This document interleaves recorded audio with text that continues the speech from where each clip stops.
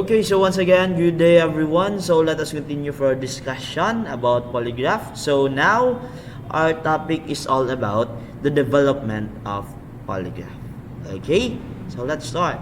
So, here, base sa picture, so that is the parts, the major parts or the parts of a polygraph machine. So, dyan ang blood pressure cuff, or what we call the part of the cardiosphygmograph, then the pneumograph, and the galvanographs or the galvanometers, so which attach in your fingers, na dyan sa mga fingers, sa index finger and the ring finger. Okay, so that's so ato na i-discuss later. Okay, so let's talk about first the cardiosphygmograph.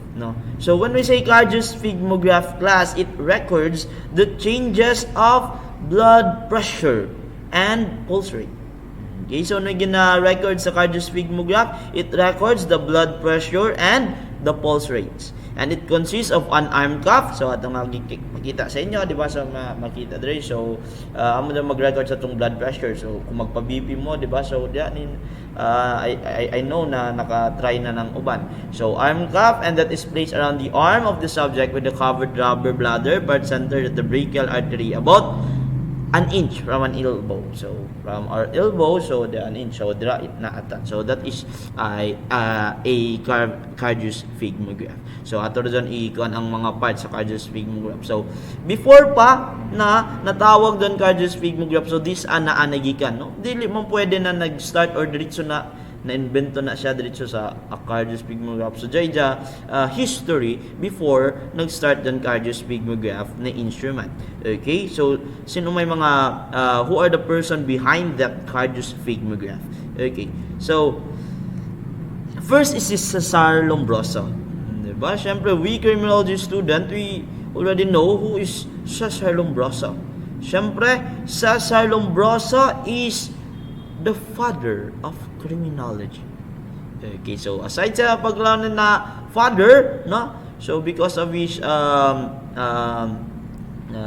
study about criminology, so siyempre part of his study also is the making of the hydrosphygmograph. So before pa dyan sa cardiosphygmograph, diri ani nag-start sa hydrosphygmograph. So he was credited to be the first who conceived the idea of utilizing scientific lie detection using a hydrosphygmograph or the hydrosphygmograph. So hydrosphygmograph and the recorded through column of water. So syempre from the word of hydro means water.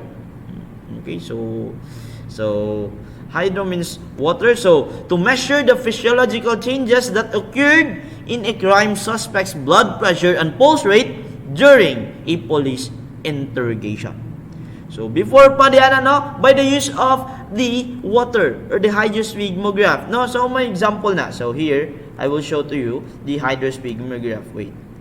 Okay, so here is the image of a hydrosphygmograph. So doon i-insert ang hand sa isa ka accused, So i-undergo siya sa polygraph testing. So by the hydrosphygmograph class, syempre jay water na, So umay gi-record ni Lombroso nga naka-bright si Lombroso, Syempre i-test na syempre sa isa ko, or di ba, by the one is down din atong pulse and also sa atong blood pressure. So kung diyan ko tension, base ko jay tension or jay mga physiological changes, so ma-record base sa water kay kung jay ko ni gamay na changes sa imo, jay si pitik sa water, or jay changes or jay mga movement sa water, or ma-move or jay mga changes sa level sa water na daon sa hydrosphygmograph. So kung nagla ko na magstorya sa tinod ang isa ka tawo, so dira makita sa hydrosphygmograph. Okay, so base sa kwan, di ba? Ikaw kung mupuko ko sa topic na nalinaw kayo or joy mga kwan, so di ba mo joy mo pisik or else mo joy wave amo na sa John kung joy pitik sa or joy mga changes base sa kwan, so dira ang gi-base ni Lombroso. Okay, so based on physiological changes occurred in a crime suspect blood pressure and pulse rate. by the use of that, no? So karaan adisar pa na nahimo na cardiosphygmograph. So diya ani nag-start sa hydrospygmograph. And also diyan sa dira klase Dr. Angelo Mosso. So umay kay Angelo Mosso, unsay work ni Angelo Mosso, he utilized a scientific cradle, no? Or when you say cradle, that's a part of pwede ka makadwell, no? And a phletismograph. So what we call the phletismograph focus on the importance of fear, no? Based on that, fear as a strong influence to deception. Because of fear daw, so because of that fear, so that can influence deception. So amo ko no mangilad ko no isa ka tao because of that fear. So he invented he utilized the phletismograph, a scientific cradle. So here is the picture of the phletismograph class. Okay, so here, no? So, syempre, attach sa skull. So, then, so, by that one, amo dan ang gamit ni Dr. Angelo Mosso sa phletismograph. So, syempre, ang ija, timanan ninyo is tungod sa fear sa isa ka tao. Then, si Jay may nag-utilize class, no? Si Jay gagamit. But, the one who make, or si ang naghimo sa phletismograph, no? Sino himo sa phletismograph na instrument is si Francis Franchi. Okay. Siyempre si Angelo Mosso ang gagamit, no? Si Jay nagpanoon na diyan, then si Francis Franchi, he is the one who made that phletismograph. Okay? So, phletismograph is an instrument measuring blood pressure and pulse change. So, part yapon siya sa blood pressure and pulse change, no? So, amok na doon, nagkasunod-sunod na by the hydrospygmograph, then sa phletismograph, dugangan, then later on, amok nga ni dyan atong polygraph machine karon class is, dili dyan as in sa una gyud nag-start, then, gika na concept because of the history, no? Na, based on that, diraanin nilagi study din, lang pa nato, nag-evolve. So, nagka-high-tech.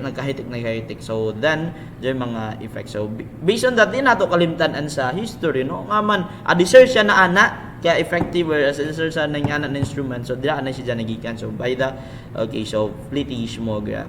Okay, next is si Daniel Defoe. So, Daniel Defoe is the first person to suggest the use of the pulse to detect deception.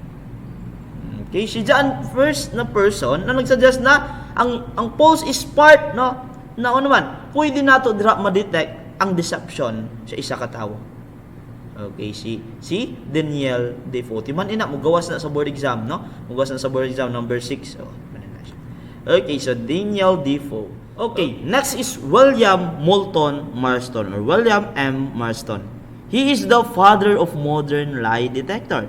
He made use of a sphygmomanometer and focused on the importance of the systolic blood pressure.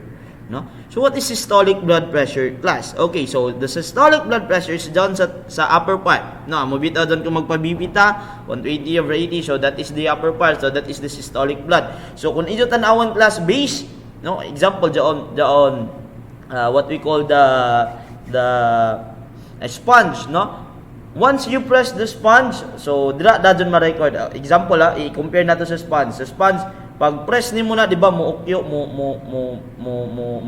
makumot ang sponge, then that is the makuan ang systolic blood pressure. Amo dira sa ato, di ba? Pag ang cuff, di ba, muot, then dira ma-measure dadon ang pressure sa systolic blood pressure. Then pag release, amo dyan sa diastolic na dayon na pressure. So diya sa pag-release there mo pitik dira. Okay. So diyan na, what is the systolic blood pressure test class? So then diri dayon na discover ang ni William Marston, diri dayon ni jagikuan ang systolic blood pressure test. So what is systolic blood pressure test? So take and record the subject's blood pressure, release the cuff, ask the subject question.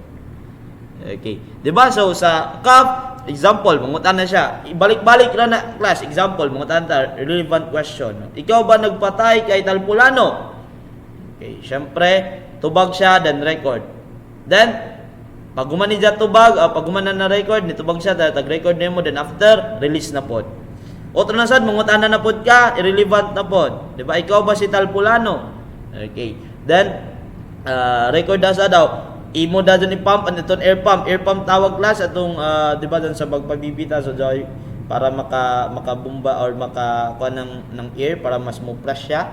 So air pump. Then na pagtubag ni dyan, then na-measure na, pump na po din mo, then release na po. Okay, balik-balik lang. Pagpangutana, record. After sa pag-record, release, balik-balik na po. Depende how you have a series of question, no? Based or irrelevant question or irrelevant. So, diyan na. Kung dyan mga changes, then dira na dadyon mabantayan or diyan na dadyon makita kung ano yung differences, no? Ano yung makita na, changes. Based in that question, dari relevant sa relevant, so diyan na dadyon mabantay. So that is the systolic blood pressure test. But timan nato systolic blood pressure test, an ija record and blood pressure na atong sa taas, no, na kuan. So ang pag-press, so that is for the systolic blood pressure test. Next is the this is the sphygmomanometer class. So based on that, dyan ang method dira, so that is sphygmomanometer, this is the air pump, and this is the arm cuff. Okay, amo daren muhuot sa imo, then daren air pump down murabomba dia. So yes, pump maghatag ng air, no, para mas mo press or mas muhuot siya, so para ma-record ang systolic blood pressure. Okay, then this is the sphygmomanometer, so diyan makita nimo kung pila ang na-record. Okay, next is si John A. Larson. So when John A. Larson, he is the father of polygraphy. Bali maglibog mo, sige ato na dyan masiyanay karon. Si John considered as father of polygraphy. Why? He devised the so-called breadboard lie detector. So si John sa gaon nag-invento din sa polygraph machine and also breadboard lie detector. So what is breadboard lie detector? A scientific instrument capable of simultaneously recording changes in blood pressure and pulse beat and respiration. So there are examples sa breadboard lie detector. So that is, no? So grabe ka dako na kuan. So amo dyan gamit sa una ni John A. Larson. So ang polygraph machine. So now amo dyan gi-consider siya as the father of polygraph. So dyan nag-start. So siyempre combination na, dili lang kung blood pressure, apil lang pulse beat and also the respiration. By that tawag ni dyan na breadboard lie detector.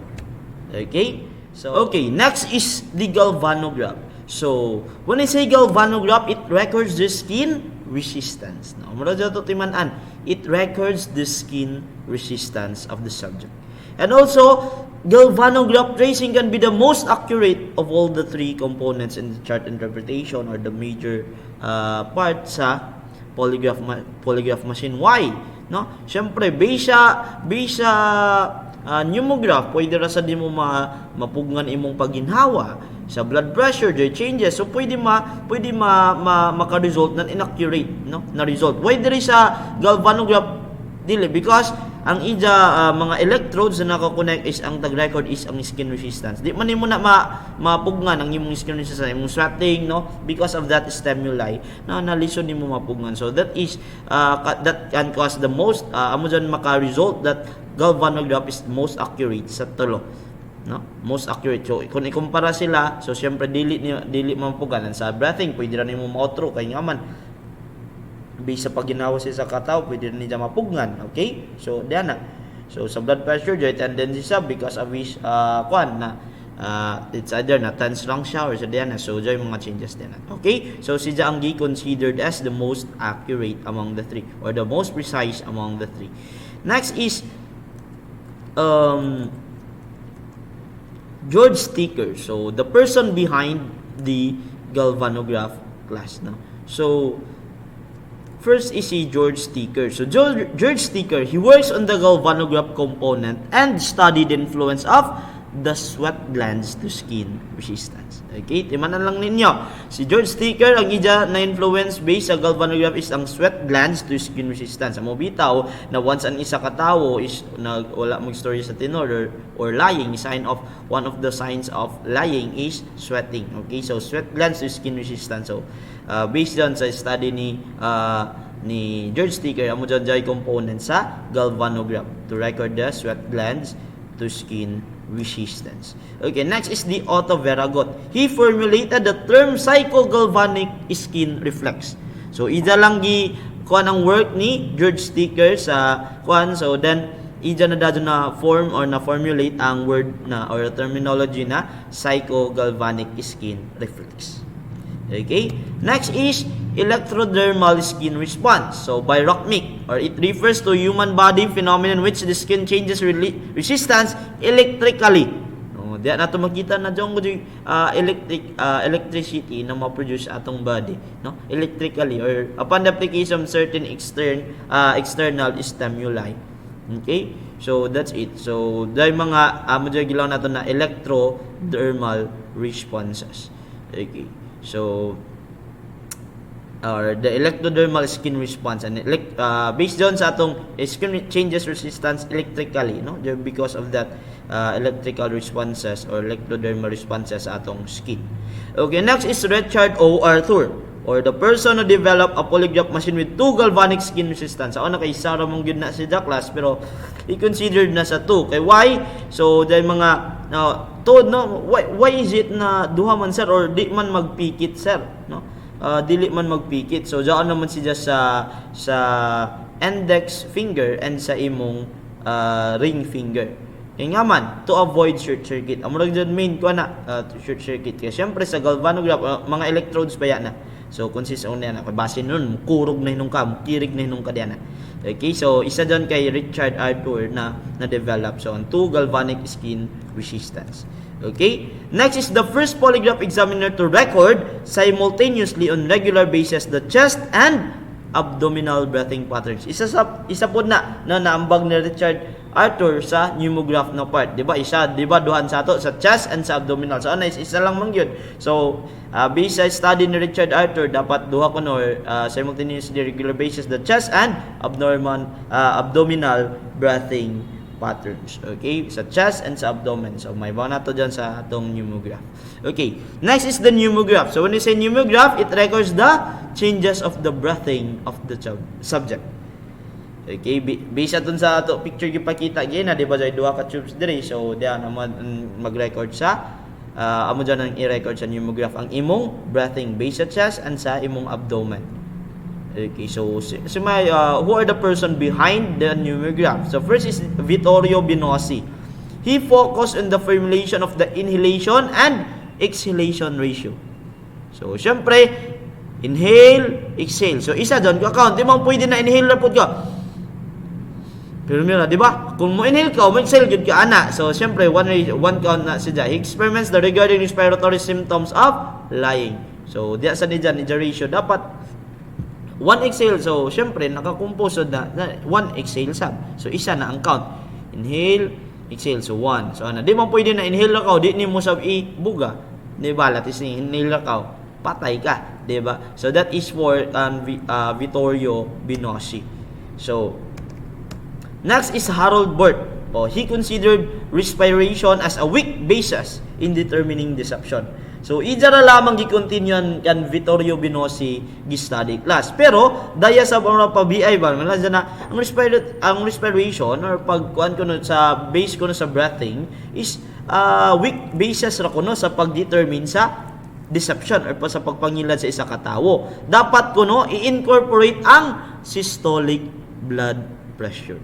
So, i-combine ko na tong sa systolic blood pressure and sa respiration. Or dili ra ko based kan Harold Burt na nagtuo siya na dili ko effective kung ang respiration itself lang. Dapat apilan siya ng systolic blood pressure. So, iiba na sila dua. Okay, amo diyang suggestion or i-jagi considered or kan Harold Burt. Si Jajan nag-suggest. Then, next is sa chemograph. Di ba sa 3 major parts, so amo lang atong toyo, then down sa polygraph machine, unsa man ang chemograph. So, ang chemograph, it is a device that draws a graphical representation of spatial position over time in which spatial axis represent time. So, syempre dyan, chemograph, amo dyan dira mag-draw ang pattern. So, diraan sa chart marking. So, dira sa chemograph. So, dire nato why is it that nag-start? Kaya wala pa man gi-appeal good ang chemograph sa una. Then, dira na dadyon gi-study ni Leonarde Keeler. So, nag-develop. So, then, dira dadyon nakita ni Leonarde Keeler. And also, Leonarde Keeler is considered as the father of modern polygraphy. Okay, why? He developed the chemograph machine and the Keeler's polygraph. Ija nag-evolve or ija dili kun si Jan nag-invento, di ba? Dili siya mismo ang gagamit sa polygraph machine, di ba? Siyempre si John A. Larson. That's why he considered the father of polygraphy. But the father of modern polygraphy, ija man lang pa nato gipa advance or mas ija pa gi-evolve, no? Ija pa mas gipa high-tech pa ang polygraph machine. So ija gi-apila ng chemograph. So, syempre, and also tawag ani ito sa una as Keeler's polygraph or Keeler's polygraph machine. So, in the year of 1926, as one of the great advancement, mas gipa-advance pa ang or tag-develop pa ang polygraph machine. That's why he considered as the father of modern polygraphy. Si Leonarde Keeler. Kung ipangutana sa board exam, the father of polygraphy, si John A. Larson. But the father of modern polygraphy is si Leonarde Keeler. Di masad siguro sa mag-iban. So, kay John sa iban na book, or basic na ito sa book na ito nag-isubay, basic kung si Leonarde Keeler is considered as father of polygraphy. But still, mas i-correct na ito, is ang father of modern polygraphy, and si John A. Larson is the father of polygraphy. Okay? Next, he developed the relevant and irrelevant test. So, wala pa, no? Dira ni gikuan ang relevant and irrelevant test. Ija mas gi-plaster. Kung mula tag relevant ko, no? Then, syempre, when we say relevant, it is based or it is deals with the crime. Syempre, ikaw ba ang nagpatay, no? Imo ba gamit ang nakita, imo ba jari gamit or imo ba jari brief na nakita sa crime scene sa pagpan-rape? Diba? So that is part of the relevant question, evidence connecting. So part gyapon dyan sa relevant question. Also, irrelevant question, though way labot siya sa crime na nahitabo, but still based sa imo. No? Example, ikaw ba si Manny Pacquiao? Di ba? So that's it. So that is part of relevant question, no? Bernice ba ang atong adlaw karon, no? So okay, so diyan na. So 30 anyos na ba ka? So that is irrelevant question. So siya ang nag-formulate na or siya ang nag-develop sa relevant and irrelevant test. So based na gi-appeal na ni John relevant and irrelevant test puli-puli. Based siya kay para mas maklaro gyud ang pag-record sa based sa pag-record sa polygraph machine. Okay? Then John E. Reed, he developed the Reed polygraph with an incorporation of muscular resistance compared to the Keeler's and Stoelting. So, ija gi-compare, no? Ija mas gi-develop based sa ijang Reed polygraph, diya ni gi-incorporate ang muscular resistance. Gi-appeal na ni John based sa imong muscular resistance sa imong mga muscles. And compared to the, ija gi-compare ang Keeler's and sa Stoelting. So, John Stoelting, karaan po ni siya sa pag-detect gyapon deception. Joy machine siya. Diyan na. Then, silent answer test. So part din sa John A. Reed, no, sa Reed polygraph ang John gi-attach ang silent answer test. So what is silent answer test? Examiner asks the subject a series of questions but the subject refrain to respond audible answer. Pasabot. Example, ikaw ba ang nagpatay? Dili ka patubag o dili ka mo tubagnan?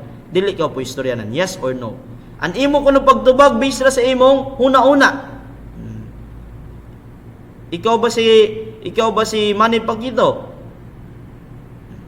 Dili sa jango dili So based ra sa ijaw na una. Diyan na, silent answer test. Ikaw ba nagpatay sa ija? Dili ka motubag sa imo ra na una. So diya gyapon ma-record ang mga changes, no? Based bisan dili siya audible minsan ija tag pagistorya di nimo batian ang ija tubag. So diyon na sa ija una-una. So syempre naka-connect gyapon diyan ato polygraph machine. So that is for the silent answer test. So from there is silent, no? Silent answer. So dili ni ja isabor dili siya mo istorya based kung uni ja answer. Based sa ijang mind lang. Okay, so that is for silent answer test. Next is the control question test or the comparison question test, di ba? It deals with the prior behavior designed to provoke anxiety. Example, no? Nangawat siya, 30 anyos na siya. So prior sa ija pagka 30 anyos, dira ni mo pangutanan na pwede maka-provoke, no, sa ija anxiety, mas maka-cause sa ija ng anxiety. Example, no? Adisir ka ni edad ng 30 anyos, kay 30 anyos naman siya sa ija pagpangawat. Adisir ba ka ni edad ng 30 anyos? Nakapangawat na bakaw. So diyan na. Or else, adisay ka, or sa una pa, sa imo pagkabata, nakatry ba ka pagpangawat ng kwarta sa imo mama? So, syempre, based on that kind of question, that control question, na kuan sa dyan sa ito, mong tagpangutan naman basi kung ako ini itubag, nanging yes, pasi may bawaan na hinoon ko nakawatan, na ako gyud ato ang ngawat, no? So, that is, makakause sa dyan ng anxiety. So, amo dyan sa dyan mga tracing or dyan sa mga ma-records of physiological responses. Dyan mga changes dyan sa dyan physiological responses. Based on that control question test. Next is the Cliff Baxter. He formulated the numerical scoring. Kan Baxter is ija gi-formulate ang numerical scoring on the polygraph chart and standardizing the quantitative of polygraph technique. Ija standardize and also a numerical scoring. So amo dyan sa Baxter polygraph. Then James Mackenzie, siya ang nagkuha ng ink polygraph. Because sa ink polygraph class, ang main lang yun ni is ang heart. No? Tag-study ni John Hart. Base sa imong pagpangilad diya sa responses sa imong heart. Kaya nga man, James Mackenzie is a heart specialist. No? So, nag-establish din siya sa 2 British journal. And also, C.D. Lee, he developed psychograph machine. Okay. So, psychograph machine, from the psycho, so, based sa imong mind. No? So, dyan sa psychograph machine. So, ipakita ko an example. So, this is the ink polygraph. So, mo dyan mag-record sa imong heart. So, dyan yung mga kuanan, ipakonekta sa imo. So, syempre, heart specialist si James Mackenzie. The next is psychograph. So, this is the psychograph, no? Amura si dyanan dyan sa pangbitay siya una, diba? So, electrocution. So, then, but still, that is a psychograph. So, once na pangutanon ka, the base siya. Syempre, from the psycho means mind, no? Or psycho. Okay. So, the human mind. Okay, the mind. So, psychograph. So, to read or to write your mind. So, then, psychograph. Okay, so mo dyan ang ink polygraph and this is the psychograph.